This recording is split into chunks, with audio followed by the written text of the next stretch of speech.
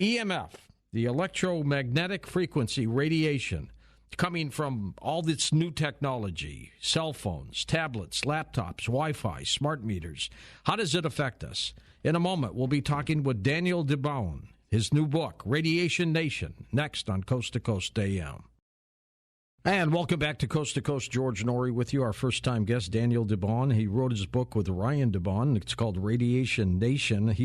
Daniel is an internationally recognized expert in EMF radiation, EMF shielding, and EMF-related health issues, with a special focus on the effect of exposure from mobile devices such as laptops, tablets, and cell phones. Daniel's concern regarding the health impact of EMF emissions grew from more than 30 years of engineering experience in the telecommunication industry, where he held a variety of executive positions.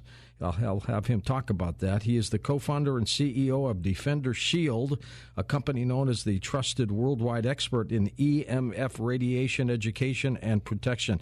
Daniel, thank you for doing this, by the way. I think it's probably one of the most important stories we've done in a long time, and welcome to the show. George, good morning, and thanks for inviting me. It turns out, actually, I think that is one of the more subtle things that are going on that really no one knows about, that's maybe having pretty serious, profound impacts to our health, and will continue if people don't fully understand what's going on with it. So thanks again for inviting me. Absolutely. And your co-writer, Ryan, his relation to you is? He's my son. Ah, perfect. All right. Well, that's great. Let's go back a little bit. How did you get involved in this field?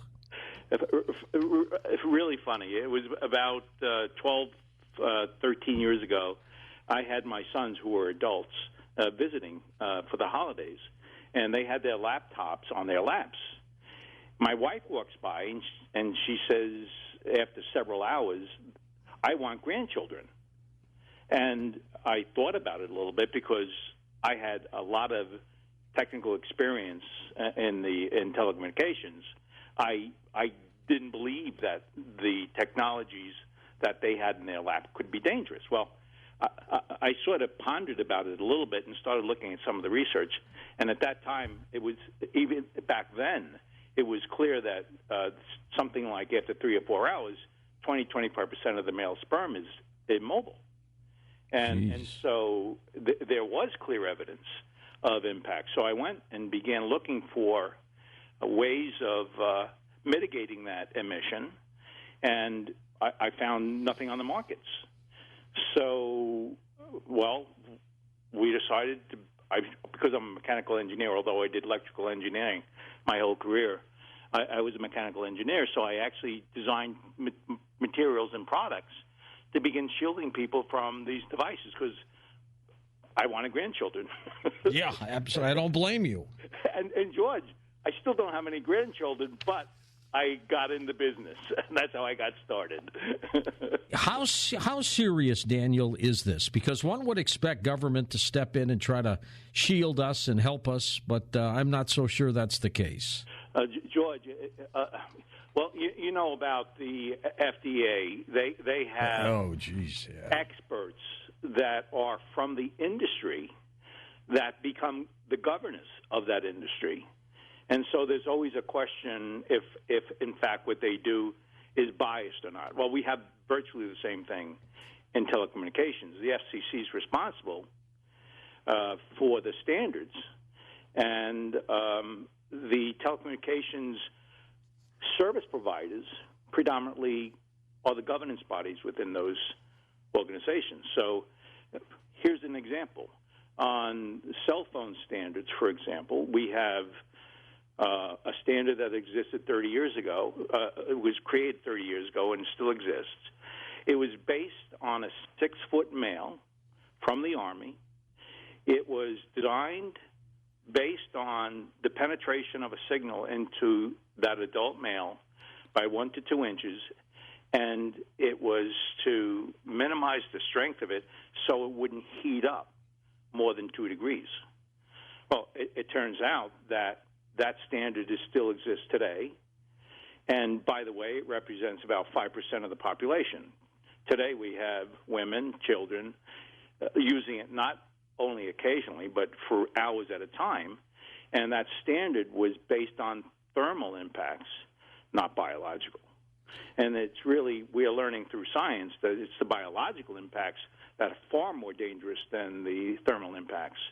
And the FCC hasn't changed the standards for 30 years. I am starting to see little children with cell phones from their parents and tablets, and they're playing video games. And these kids are, 4 or 5 years old. Their dexterity is absolutely unbelievable. But how dangerous is it for them, Daniel, to be holding these devices? George, I just described a cell phone standard, right? Mm-hmm. When you 1 to 2 inches within an adult male's head, it goes right through a 6-year-old child's head, completely through. Jesus. And so the question is, what's the long-term impact?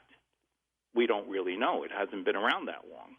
But we certainly know the standards to protect us is not protecting us. And going through a child's head at that age for the next 10 years, because his skull is still evolving and there'll still be deep penetration, that you're going to have the high likelihood of more impacts to the growing children of today than yesteryear. Things like, George, in schools today, you have Wi-Fi. It's 7 hours a day. It's everywhere. It's everywhere. And so the standard, by the way, is 1.6 watt per kilogram.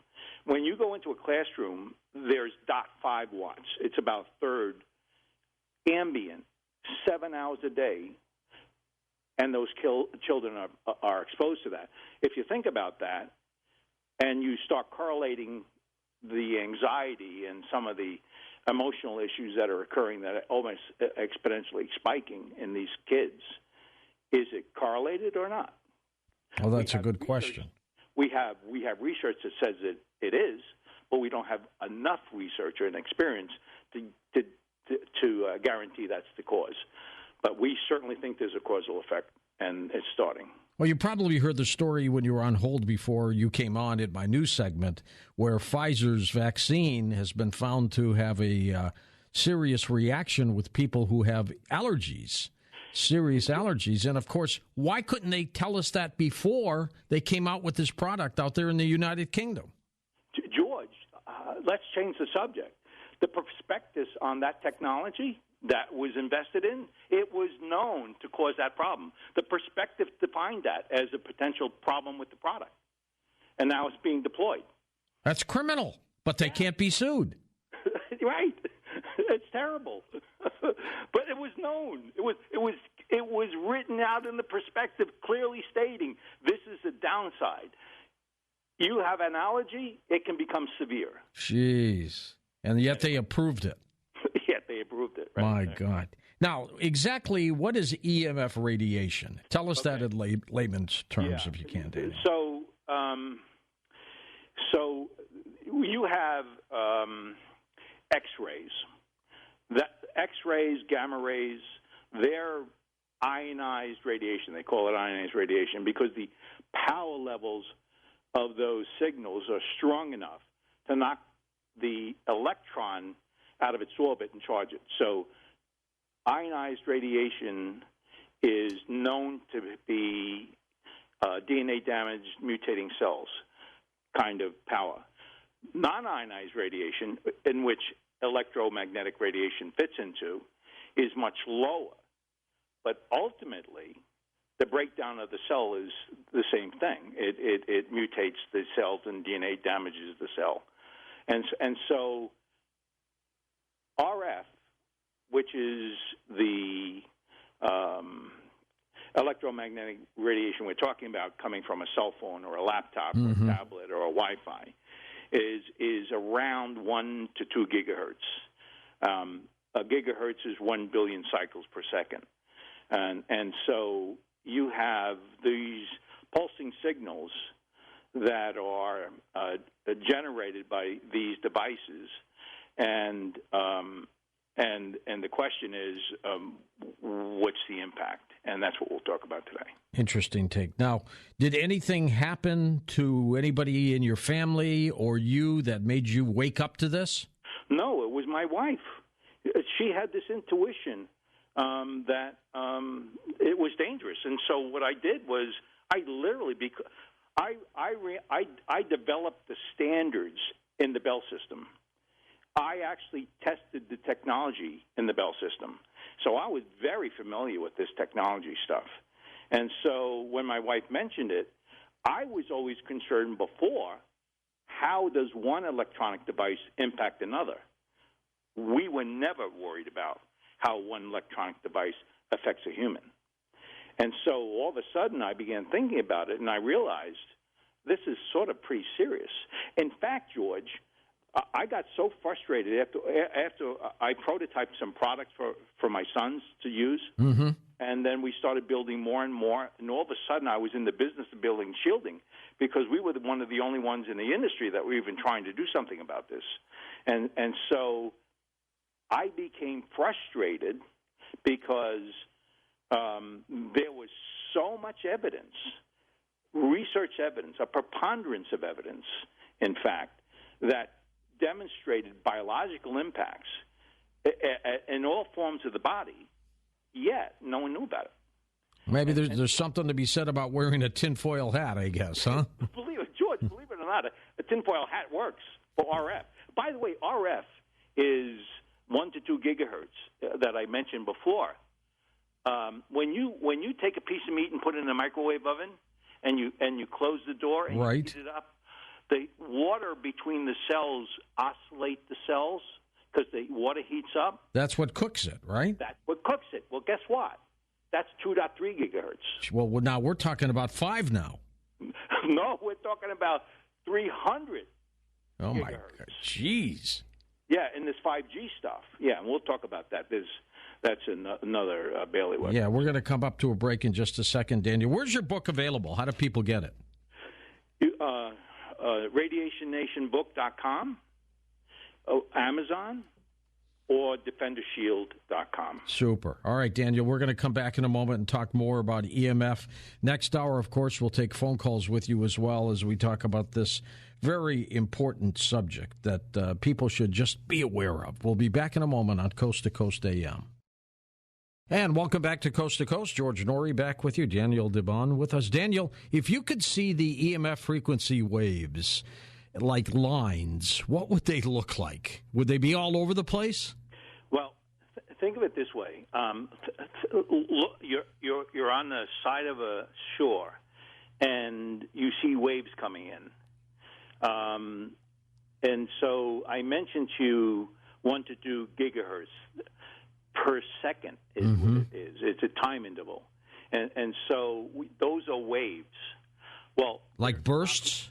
Yeah. Well, actually, they are a burst, ultimately. And that's what makes these more concerning than just a standard analog signal. They're pulsing signals. And so, but it's important to note that when it's transmitted out of your cell phone, it's going 4 to 5 miles. And to get there and to get to the right place, it's omnidirectional. It's going in all directions. So when you have a cell phone on, it fills the entire room and goes outside the building looking for the receiver at the other end. And so you have one transmitter like that in your room, and then you have other devices in your room. They're all doing the same thing, literally going through walls. And sort of that's the point, is that we're starting to get all of these transmitters in our these wireless devices all around us. They're all transmitting somewhere, Wi-Fi, Bluetooth, and when they're doing that, they're populating the signals within in our environment. That's never existed in our environment before. Is there any science yet that shows that these EMF waves are hurting us? Yes. It's out there. Actually, that's the controversy, George. It turns out that, as I mentioned before, the FCC has a standard that was done 30 years ago. Well, and that's way before we had all this technology. Oh, my goodness me. Way before.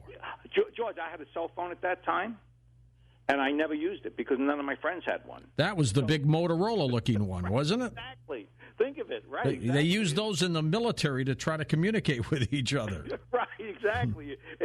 So no one used it. It was only occasional. Now you have, as you pointed out, 6-year-olds calling their grandma talking for hours at a time. So use is fundamentally changed for these technologies, and so the standard is stating one thing, but now our research, the independent research, has shown that there's clear evidence of causal effect.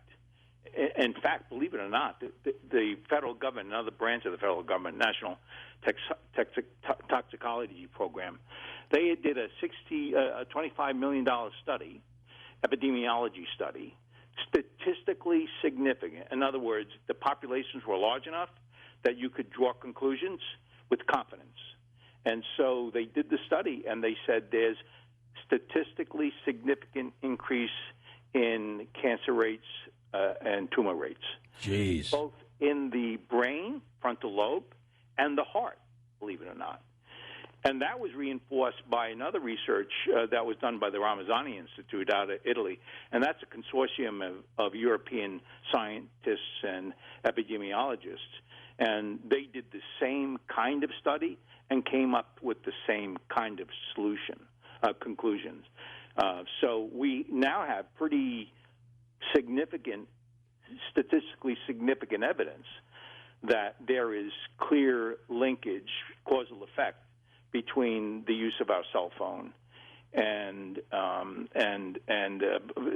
to the body. And in fact, George, frontal lobe cancer has been increasing 2% compounding for the last 10 years. Well, I lost a sister, Daniel, several years ago.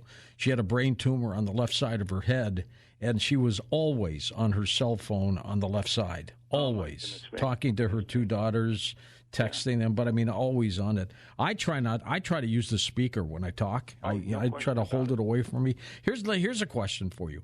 Most people will charge their phone at night, and the phone is about 2 feet away from where they sleep. Is that dangerous? That's nuts. I'll tell you a story. I was talking about the importance of a sanctuary in the bedroom. When you sleep, the cell phone transmitters literally interfere with the body functions, including melatonin. And so when you have that close to you, you're maybe not getting the full sleep you should get because you have influences. And in fact, there's no doubt about it, some of us will clearly have disrupted sleep because you're slightly more sensitive than others. And there is no doubt the sanctuary of a bedroom is so important. You do not want routers. You don't want cell phones. You don't even want clocks close to you. You want them at least 4 foot away. So go back to the story. I was talking to this very sharp lady, and I was telling him, you make sure your listening audience understands you do not want to have this stuff in your bedroom. And she was telling me, oh, yeah, thank you so much for the advice. And then she calls me back about a month later, and she said, I didn't believe you. And she said, my husband and I took our cell phones and put them in the other room.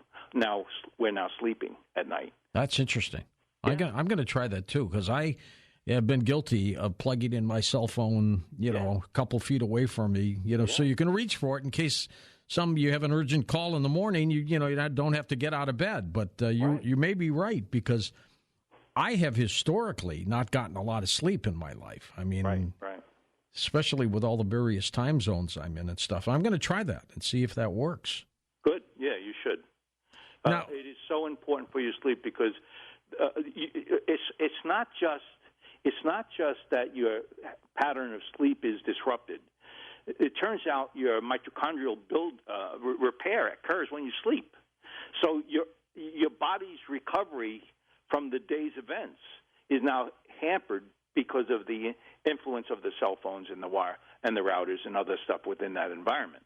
So if you want to recover and have a full sleep, it's far more than just I'm not sleeping quite what I should.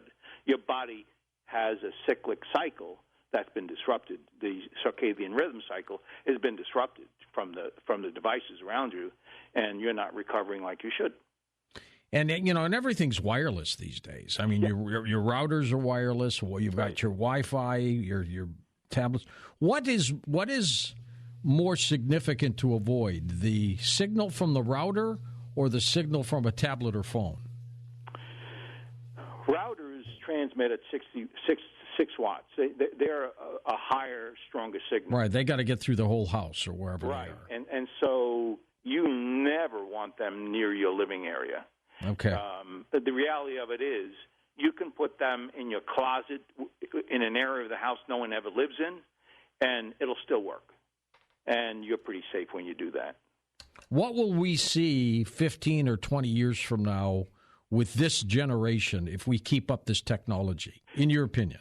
There's clear evidence of trending with body impacts, particularly with young.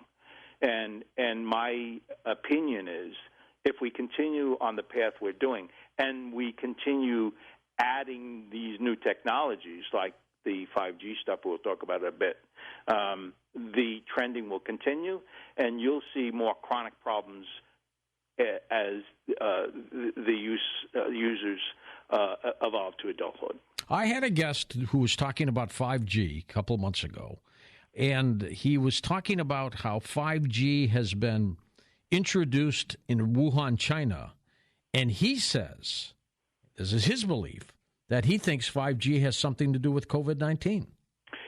I certainly don't believe that, and let me tell you why. All right. Let me tell you why. When you use a cell phone, a laptop, a router, they all suppress your immune system. And so there is a correlation to immune because of that suppression. But not the virus. But not the virus.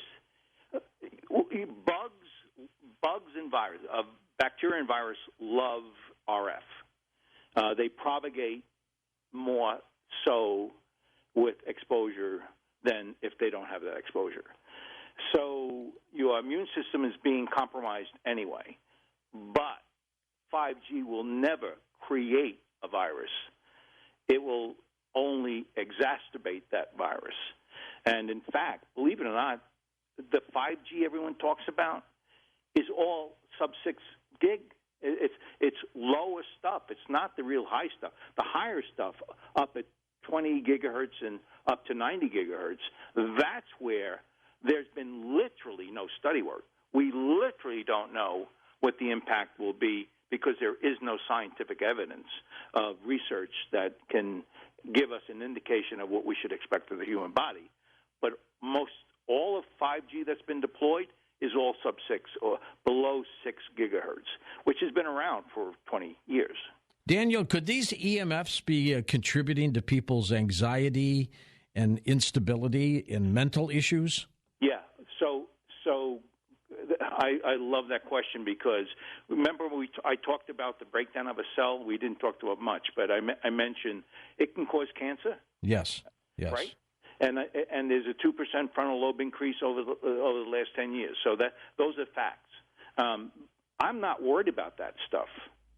I'm more worried about the biological impacts, particularly neurological, physiological, suicidal. Yeah, there's anxiety, there's depression, and guess what? There's a huge concentration in the schools, for example, which I find quite disturbing because I wrote an article about guns in a classroom years ago. There's a colleague out of the UK, Dr. Barry Trower.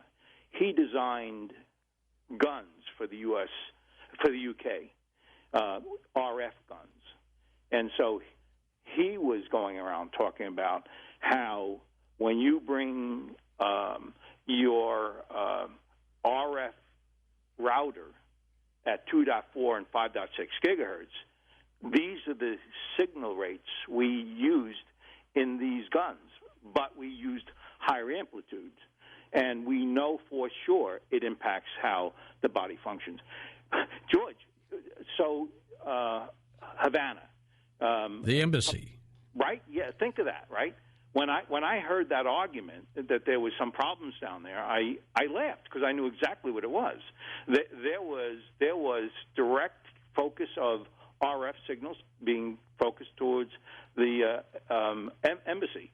In fact, I've actually seen the research as a result of that, and I have a colleague that was part of the study of that evidence.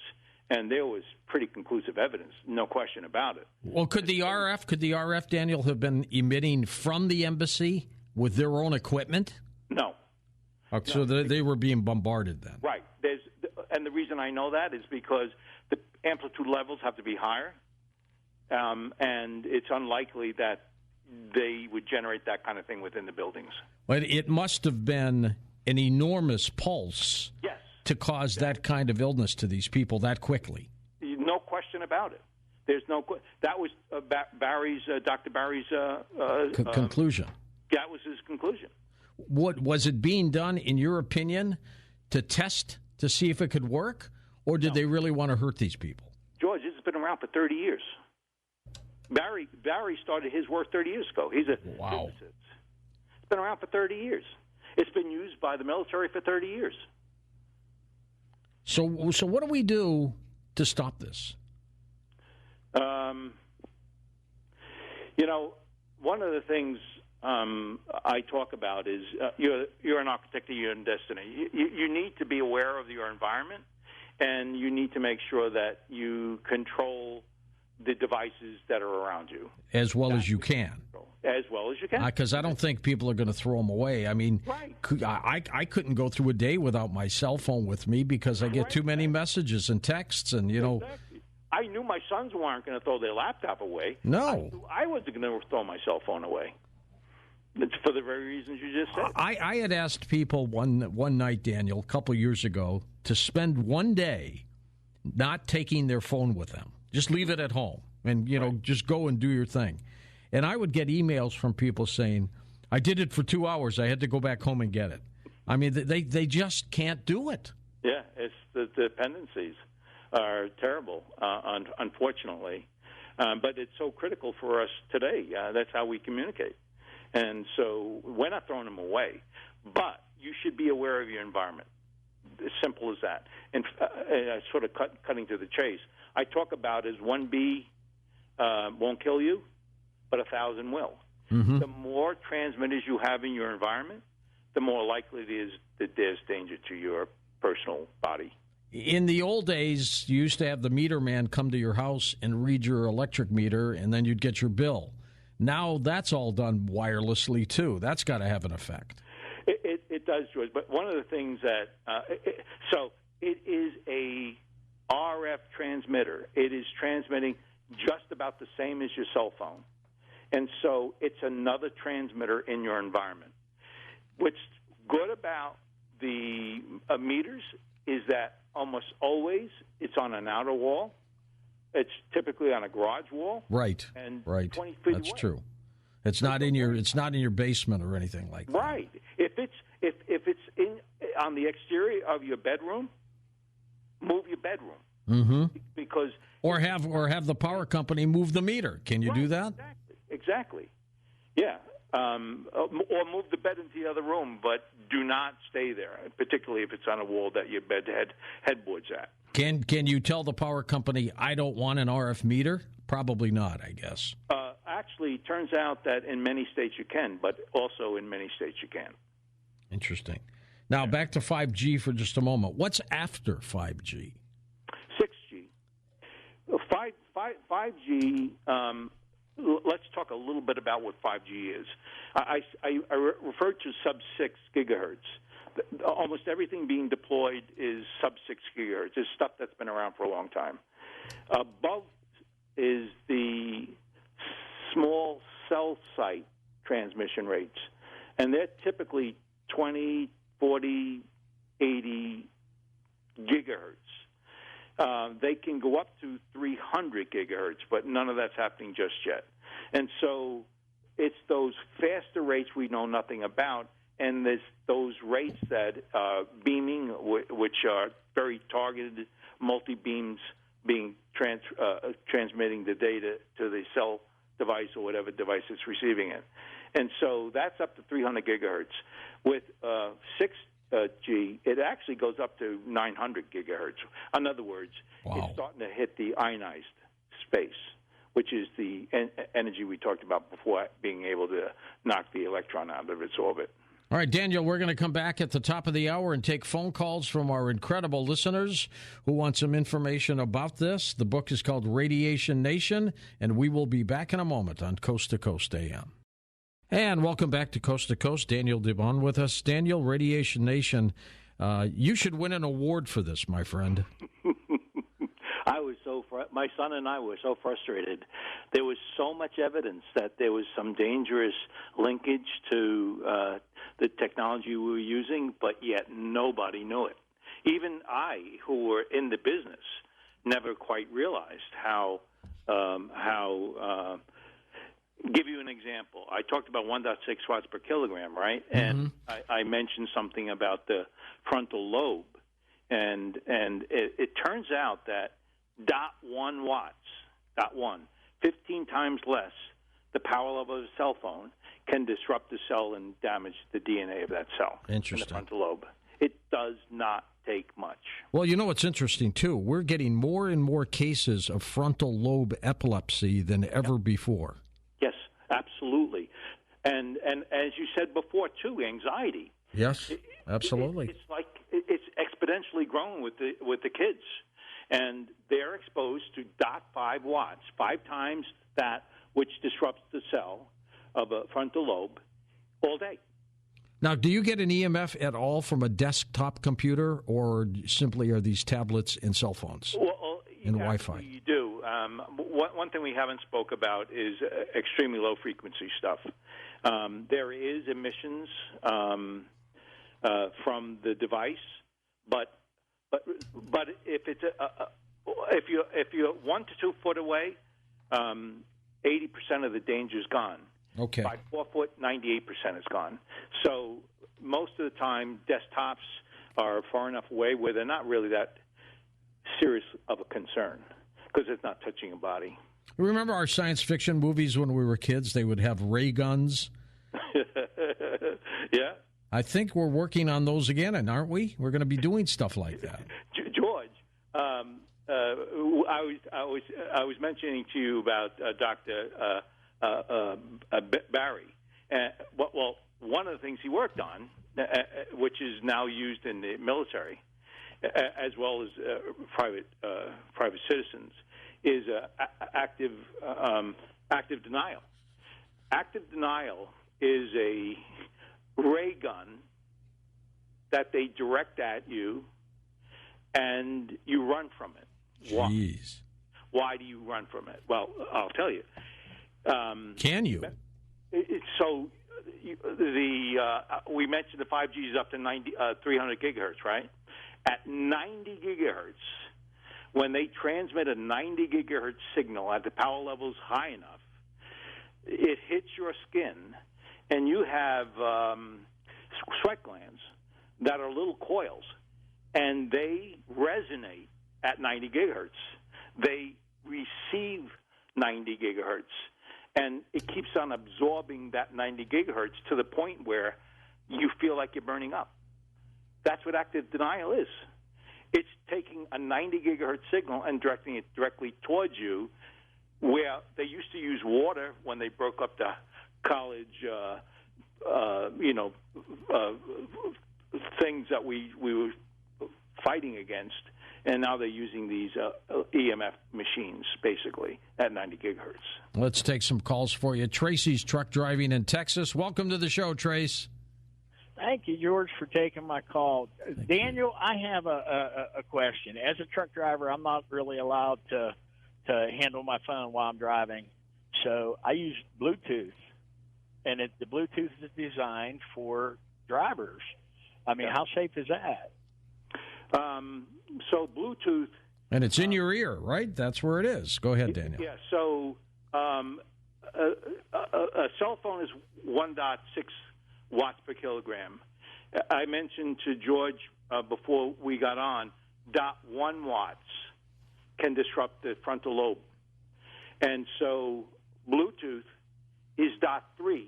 It's 3 times higher than that which we know disrupts the cell.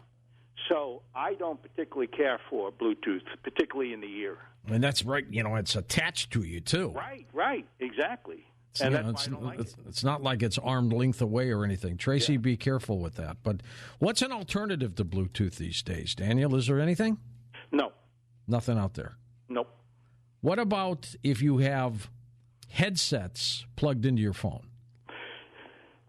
That's definitely better than in holding it to your head, and it substantially reduces the exposure, but there is still some. There are devices on the market where the electrical signal is converted to an acoustical coupling to the ear itself, and it eliminates all that electronics. So if you're going to use earbuds, overhead earphones, try to get one that has that acoustical link. Let's go to Mayette in the city of New York. Hi, Mayette. Go ahead. Yes, good morning, gentlemen. Such a great, timely program. Daniel, I have 2 points of clarification and my usual 3-part, and I'll listen over the air. First, I'd like to know when your wife had that flash of intuition and spell your last name. But my main questions deal with, we used to hear about studies as these devices, especially these cell phones, came to the fore. In addition to George's beloved sister, we know the early users, the attorney Johnny Cochran, Reginald Lewis, the mega tycoon who, bought up Tropicana company and all. They early on got brain tumors. So I'd like you to talk about the current studies. Are they pointing us in the right direction? I'd also like to know about the shielding devices. I don't know if you're familiar with, say, Nexus magazine out of Australia, but they seem to have ads that offer you pendants and all kinds of things if you want to protect yourself from those technologies. And lastly, George already asked the other part of my question around the weaponization of these technologies against protesters and at war. But I'd like you to further elaborate, because we've also heard of neighbors, in an apartment building who take their microwaves and can actually use them in a way to attack other neighbors. And if you have my questions, I'll listen over there. And I've got some written down here for you, Dan. You'll start with the wife. When did she start that? 12 years ago. All right. Spell your last name for her, DeBaun. That's correct. Now, the study of tumors. Anything out there? Yes. George, I mentioned the Ramazani and the National Toxicity Program. Those were epidemiology studies that had statistically significant increase in tumor as a result of exposure from cell phones. That's what it did. There was direct correlation to increases. So they are corollary data that is substantiated by thousands of other studies that are not statistical, but are, from a metadata point of view, make it statistically significant. So there is no doubt there is direct correlation. She wanted to know about shields. That's what you do with DefenderShield, isn't it? Yes, it is, George. And it turns out that there are a lot of devices out there that make a claim that they shield you, and they talk about physics that I didn't take in college. I don't know what they're talking about. So some of it, I think, is a bit of you need to be careful about, and maybe there are others who you can rely on. As a general rule, you want to look for independent study that substantiates their claim. Do not take their word for it. And what about neighbors using their microwave as a weapon? Is that possible? No. I didn't think so. Microwaves, they're actually directional microwaves with parabolas that do focus microwave signals, but the average general population doesn't have access to that. Will a microwave work with the door open? I've never tried that. I don't think so. I think they have a safety device. There's a safety device on that. Yeah, I'm pretty sure, too. Yeah. All right, next up, let's go to whose turn? It's John in Erie, Pennsylvania. Welcome to the program, John. Hi, I really appreciate the program, and I think we haven't heard much of this kind of whistleblower information because Ralph Nader types who did 50 years ago bring a lot of this out have been suppressed and buried by, I believe, the domination of 1,500 right-wing radio stations coast to coast that let's not knock all the radio stations. But go ahead with your question. I would like to know whether you have seen the article. The real problem with COVID-19 vaccines is the corruption of the pharmaceutical industry. And also, since we're talking about these powerful elements, whether it's the telecommunications industry, the pharmaceutical industry, or anything, or the military-industrial complex war profiteer industry, they have a tremendous power and are a stake in trillions of dollars of profits, really, actually, literally, trillions of dollars of profit. And this article that I just mentioned points out that they've been involved in falsifying science, falsifying research, bribing regulatory agencies. Well, and keep in mind, they have no liability. None. They are immune from prosecution. So here's an interesting point. The head of the FCC that approved 5G was the head of CTIA. That's the organization that represented all the mobile service providers. And they all wanted 5G. And they all wanted 5G. So guess what? They got it. They got it. Right, exactly. Coincidence or not? I don't know. There are no coincidences, Daniel. Yep. Everything happens for a reason, I'm convinced. Yep. Strange times. But, the pharmaceutical companies will continue doing what they're doing at no risk as long as they're protected by legislation, and they are. It's one of the craziest things I've ever heard. God forbid if a lot of people get sick from these COVID vaccines because, my guess is that unless it's mandatory, you're going to get about 50% of the people take these vaccines willingly. And if you've got a severe allergy and there's some effect there, these people better be careful, right? Oh, there's no question about. As I mentioned before, I actually read the prospectus, the investment prospectus for that technology, and it clearly states.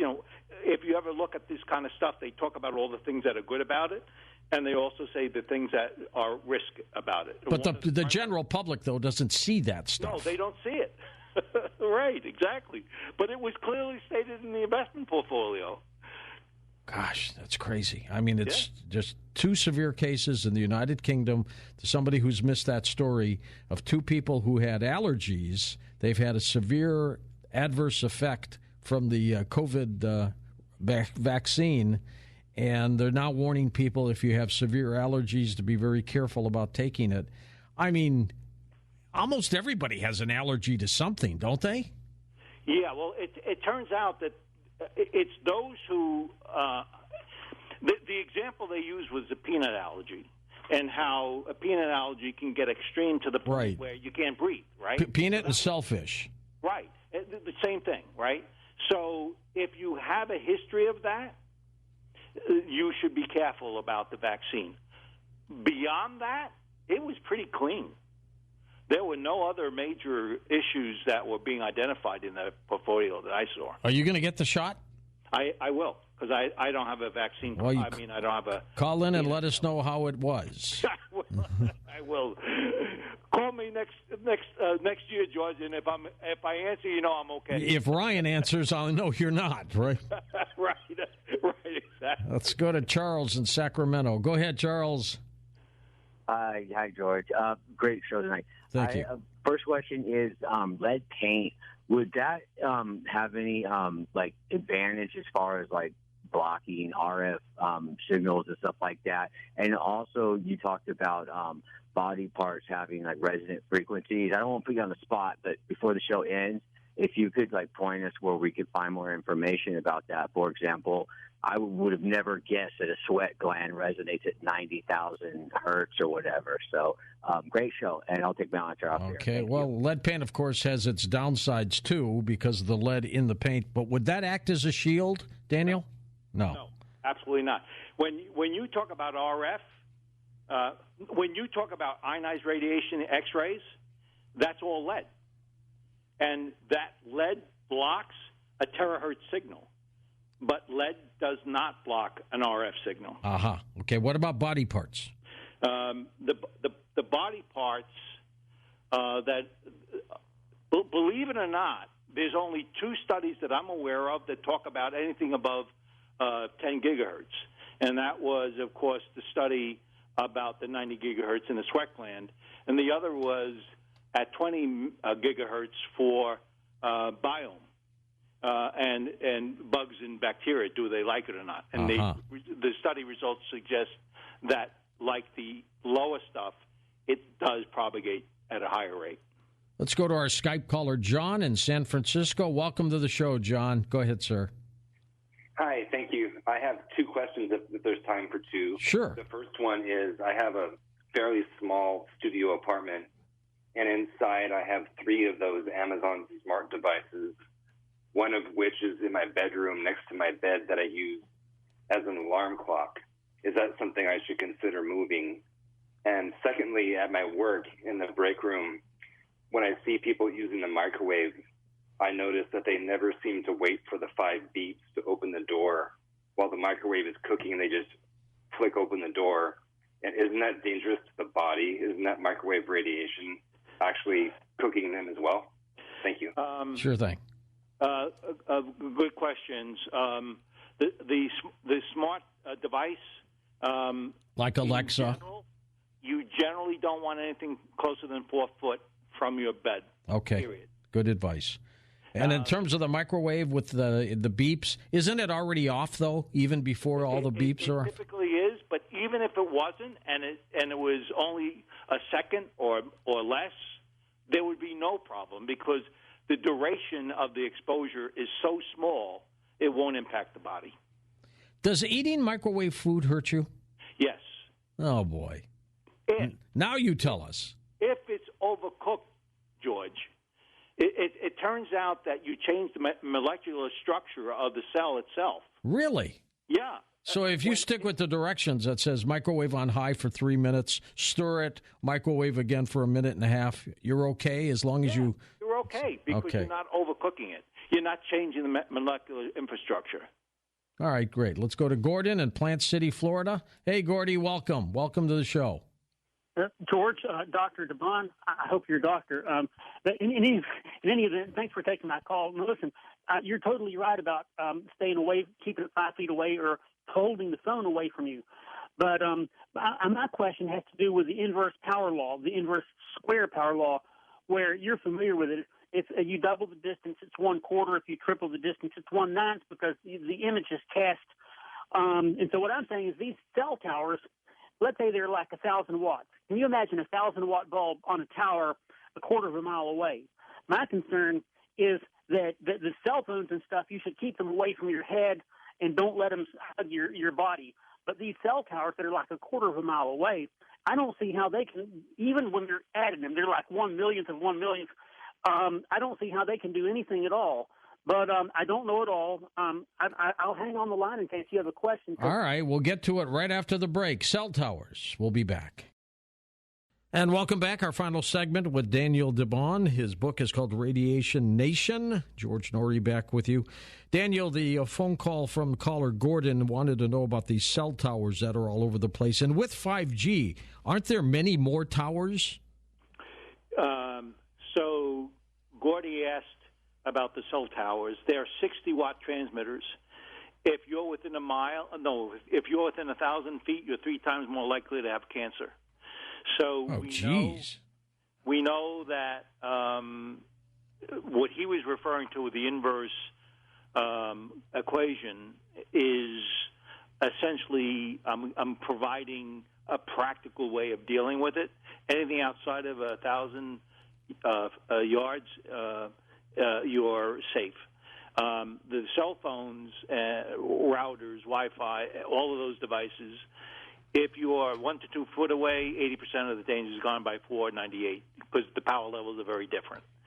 So you need to be careful about where you are.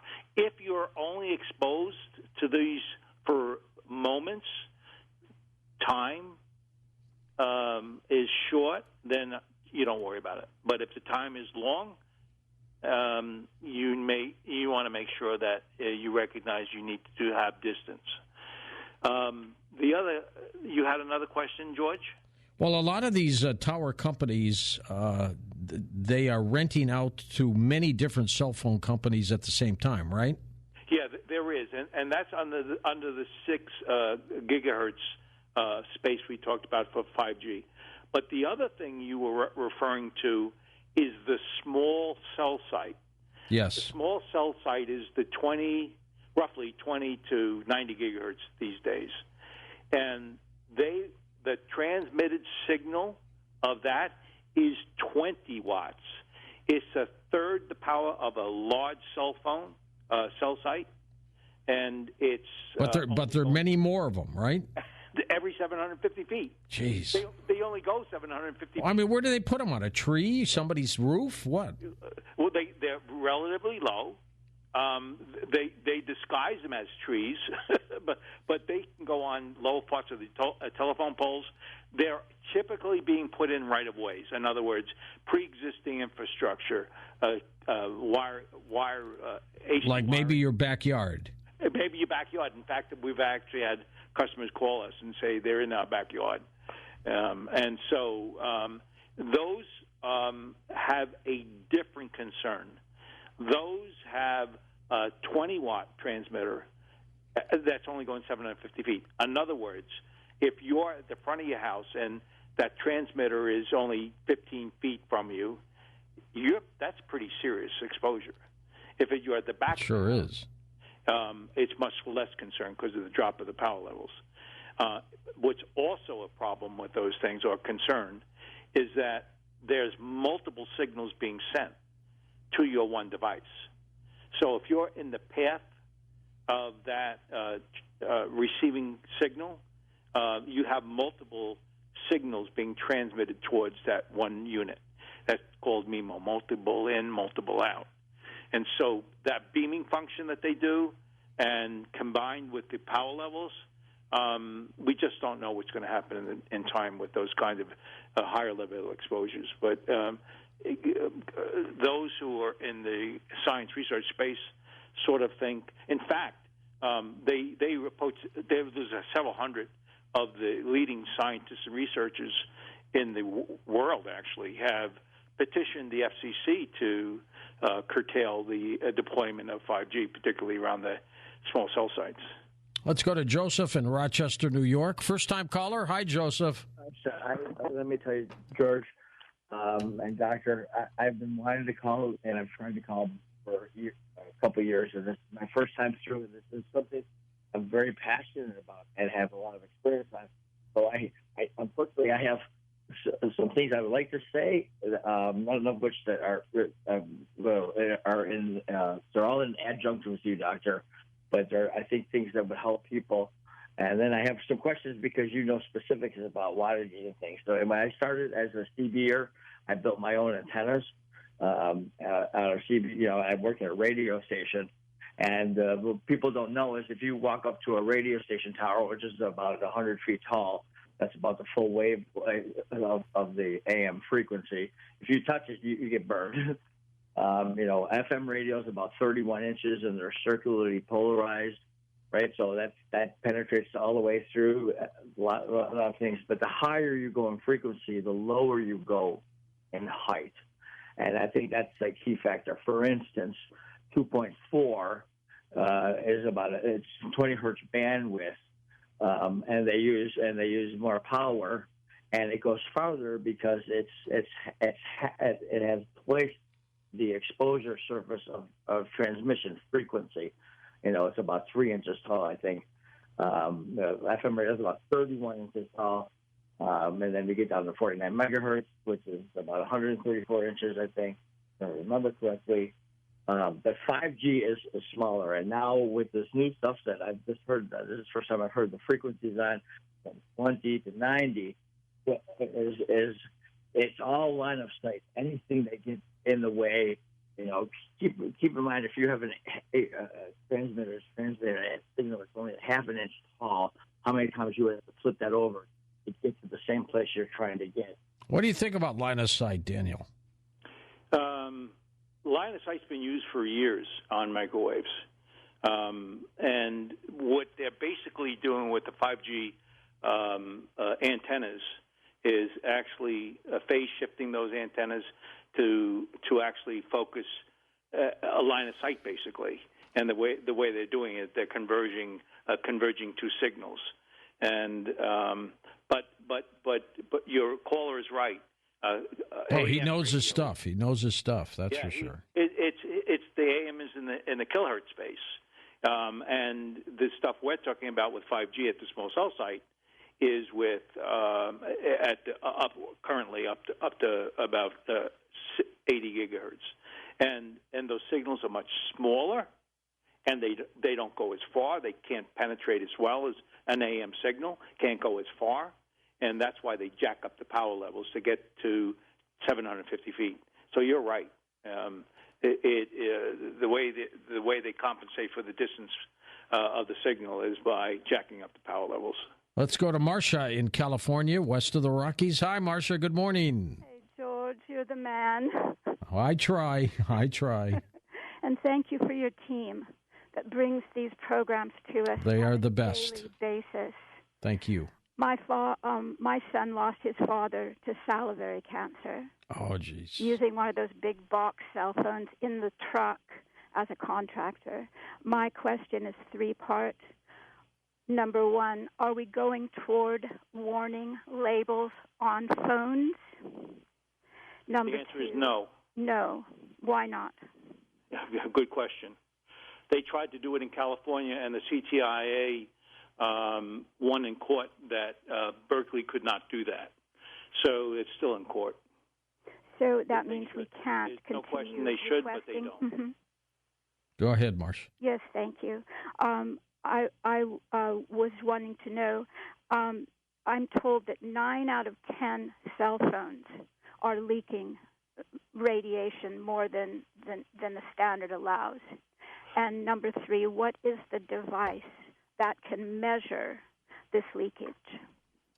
Okay, it's not actually leaking. The standard, as I mentioned before, is 1.6 watts per kilogram. What happens is the cell phone manufacturers get the approval from the FCC that they haven't exceeded 1.6 watts. And what has been recently found is that many manufacturers' products exceed 1.6 watts. And that's concerning, obviously, because the stronger the signal, the more likely it is it's going to penetrate and potentially have the biological damage. And so that's what the concern is. And to measure it, all you need to do is get an RF meter and look for what the watts transmission, the volt or watt. How much do those cost, Dan? $100 for a reasonable. Oh, that's not bad.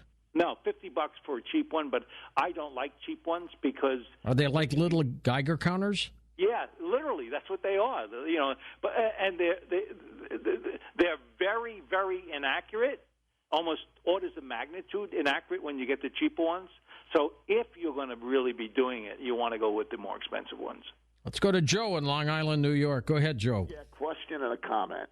Dan, can the cars or driverless cars, vehicles, say trucks, run on 3G or 4G, or does it have to be 5G with expanded coverage via more satellites?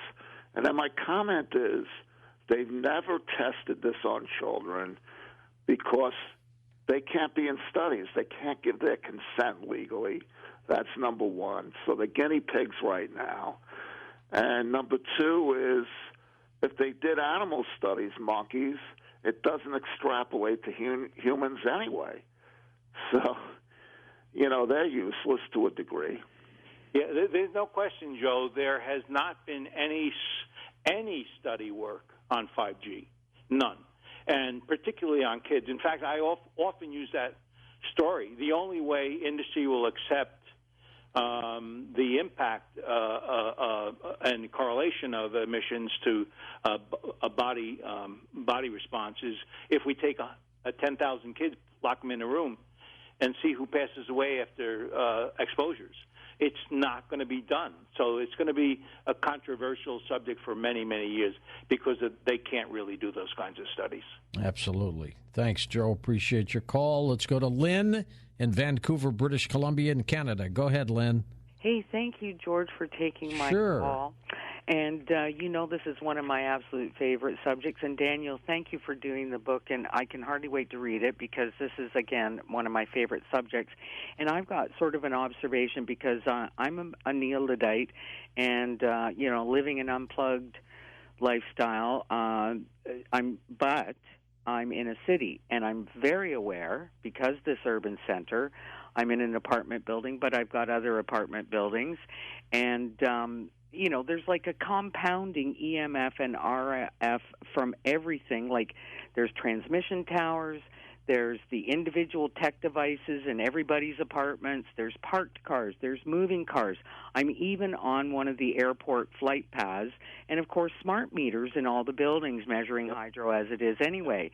So my observation is even though I'm living unplugged, and, I've got a landline for the phone, but, there's still cell calls that are being pinged off of satellites that are coming through my phone.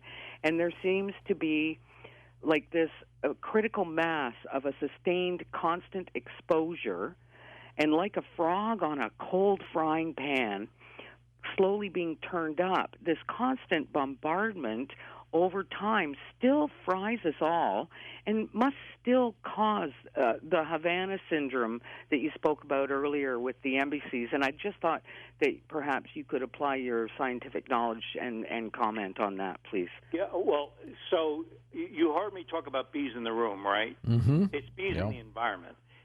Metropolitan areas are notorious for having many, many bees. And so your ambient, which is that's what you refer to, the ambient is typically much higher in that RF energy in that area, and so and you can't do much about it. But by keeping your immediate environment as clean as possible, that's the best you can do, and that's the right way to handle it. You don't worry about the stuff outside your house. Only worry inside, because it's most likely from there you're going to be influenced most. By the way, I haven't talked about this, but are you electric hypersensitive? Do you know? I'm not. No. Because 20% or more of the population is electric hypersensitive. In other words, when they get exposed to these environments, their ears.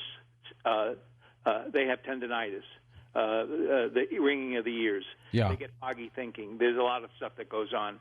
Well, of that, 80% are women. And the trending is growing, and it's because of these environments you're talking about. I believe that. My colleague, Ian Punnett, has tinnitus and had it so bad he had to resign from the show for a number of years. Wow. It's got to be frustrating to hear that. Oh, my goodness me. Yeah. We've only got a minute left, Dan, and I want you to tell folks where they can get your book, where they can email you, and get your website. Okay. They can get the book from the radiationnationbook.com.